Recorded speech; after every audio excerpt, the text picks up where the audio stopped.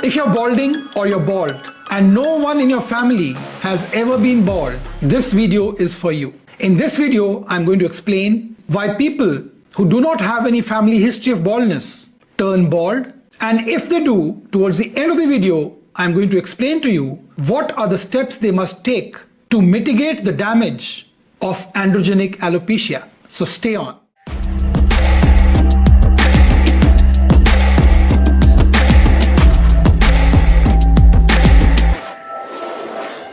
Many of you must be at wit's end to understand why you are bald when no one in your family tree has ever been bald. I can't be losing hair due to genetics, doctor. No one in my family is bald.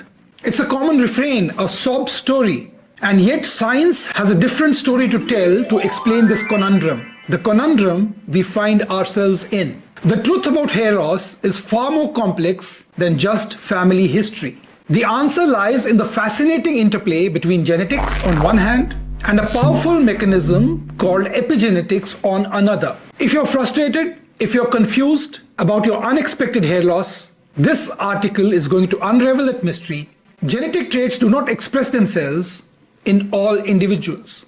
Some can remain dormant, hidden like a time bomb, waiting for the right trigger in the environment. And in the case of androgenic alopecia, the most common cause of hair loss, the genes responsible for follicular miniaturization may exist within your DNA even if they never visibly impacted your father or even higher up in the family tree or even the side branches. Epigenetics, or the science how environmental factors influence genetics, offers a more nuanced explanation. While your genetic code remains the same throughout your life, epigenetic markers can switch certain genes on or off. In practical terms, this means that the genes linked to hair loss can be activated by factors unique to your modern lifestyle, even if these genes were dormant in your ancestors. As you're aware, our world has changed dramatically in the past few generations, and so have the factors that influence epigenetic expression. And now I list some of the key factors that can awaken the hair loss gene. And number one, stress. Stress is a modern epidemic. There's no way getting around stress these days. The stress hormone cortisol has profound effects on your body,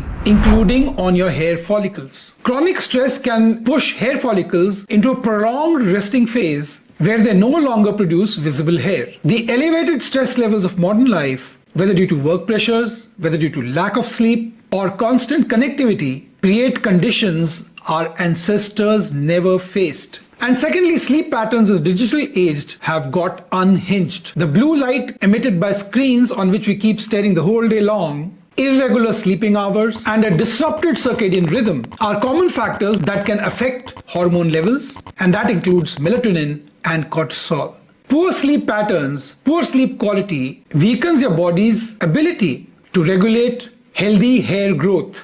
Dietary shifts and nutritional imbalances also influence your genes to express earlier than they would have otherwise. Modern diets, high in processed foods, low in micronutrients, are vastly different from the simpler, nutrient-dense diets of previous generations. And excessive consumption of protein supplements, especially whey protein, often used in fitness regimes the world over, has been linked to elevated levels of DHT, dihydrotestosterone, the primary driver of androgenic alopecia. And fourthly, chemical exposure is a trigger when environmental toxins and pollutants, which were virtually non-existent in the lifetimes of our forebears, can contribute to oxidative stress, damaging hair follicles, exacerbating hair loss. And lastly, we come to increased level of anaerobic exercises. Increased level of anaerobic exercises like powerlifting elevates the level of DHT. And if you carry the baldness gene, surely your baldness is going to get triggered. Yes, your ancestors also did a lot of physical work, but it cannot be equated with this intense powerlifting routine that you have, along with excessive consumption of whey protein and other supplements, which not only increase your DHT level, but also sensitize your follicles, making them easy prey to the raging onslaught of the androgenic alopecia gene. And this takes us to the domino effect. When you carry the baldness gene, your follicles are merely genetically predisposed to thinning, not necessarily doomed. But when these environmental pressures pile up, one on top of the other, a perfect storm builds up.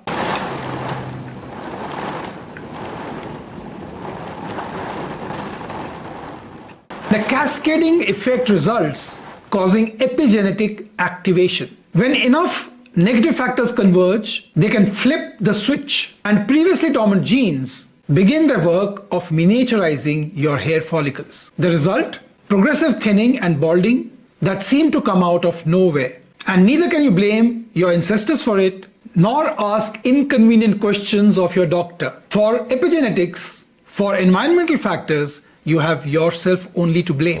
So it is entirely possible for someone to carry the genetic predisposition to androgenic alopecia without a visible history of baldness in their entire family tree as well as the side branches. But that's not all. Two more factors need to be noted before you can explain this happenstance.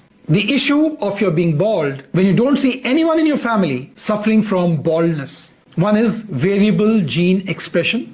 Genetic baldness does not always follow a direct path. You may inherit recessive baldness genes from a very distant relative rather than from your parents. And number two, incomplete penetrance. Not all genetic traits manifest in all individuals. A gene may be present but may never have been triggered epigenetically in your father's or your grandfather's time or even earlier. If this scientific insight resonates with you, resonates with your hair loss journey, here is some good news. While you can't change your DNA, you can surely influence the many epigenetic factors at play.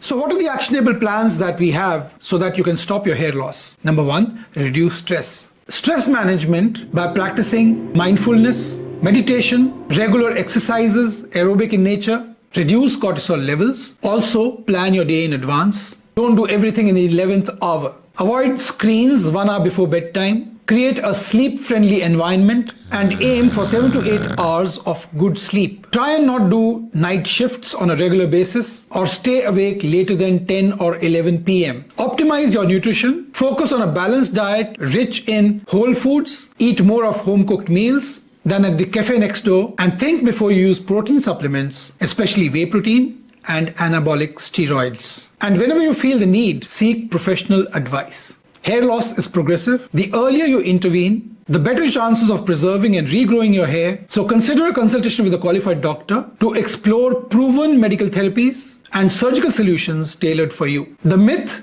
that baldness is purely hereditary or that you're safe if no one in your family is visibly bald is exactly that. It is a myth.